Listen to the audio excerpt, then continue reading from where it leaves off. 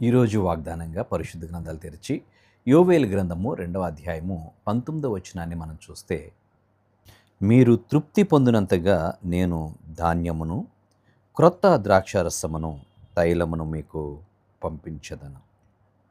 దేవుని నామానికి స్తోత్రం కలుగును గాక. ప్రభునందు ప్రియమైన వాళ్ళరా, ప్రవక్త అయినటువంటి యోవేలు ద్వారా ప్రభు ఈ మాటలు మాట్లాడతాడు.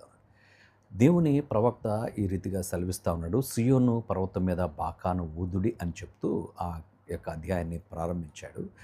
దేవుని బిడ్డలైనటువంటి ఇశ్రాయేలుల పక్షంగా ఆయన ఉన్నాడు. ఆయన జాలి కలిగి మీ ఎడల ఆయన తిరిగి ఉన్నాడు, మిమ్మల్ని విడిచిపెట్టేవాడు కాదు అనేటువంటి విషయాన్ని తెలియజేస్తున్నాడు.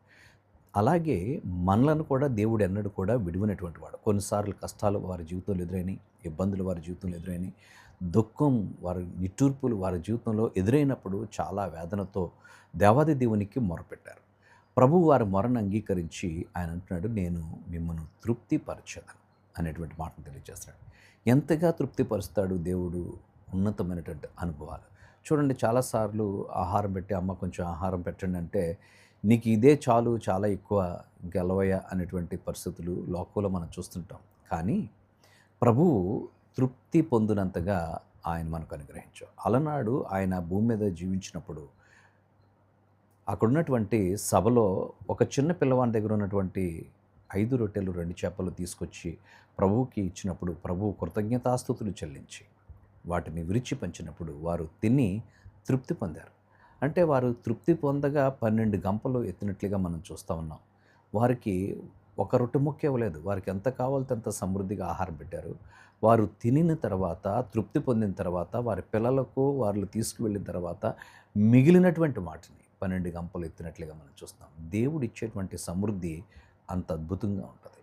దేవుడు క్రొత్త ద్రాక్షారసముతో, అంటే నిన్ను సంతోషంతో నింపుతానని చెప్తున్నాడు. నిన్ను అభిషేకిస్తాను, తైలముతో నిన్ను నింపుతానని చెప్తున్నాడు. దేవుడు అభిషేకముతో ఆత్మ నింపుదల నీకు ఇచ్చి నిన్ను నడిపిస్తానని చెప్తున్నాడు. ఎవరైతే దేవుని మీద అనుకుంటారో వారిని తృప్తిపరిచి, సంతోషపరిచి, వారిని అభిషేకించి, బలపరిచి నడిపించేవాడు.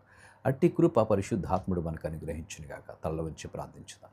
పరిశుద్ధుడైన దేవా, నీ ఉన్నతమైన నామానికి స్తుతులు చెల్లిస్తున్నాము. నీవు మమ్మల్ని విడువని దేవుడవు, ఎడబాయిన దేవుడివి, చాలిన దేవునిగా నీ చాలినంత కృపను మా ఎడల కనపరుస్తూ మమ్మల్ని తృప్తిపరచి, సంతోషపరిచి, దీవించే దేవుడిగా ఉన్నందుకు నీకే స్తుతులు చెల్లిస్తున్నాను. నీ ప్రియబిడ్డల నిండారుగా దీవించండి. ప్రతి అక్కర నీ మహదైశ్వంలో తీర్చి నామను హెచ్చించుకొనమని యేసు నామమున అడుగుచున్నాము తండ్రి. ఆమేన్.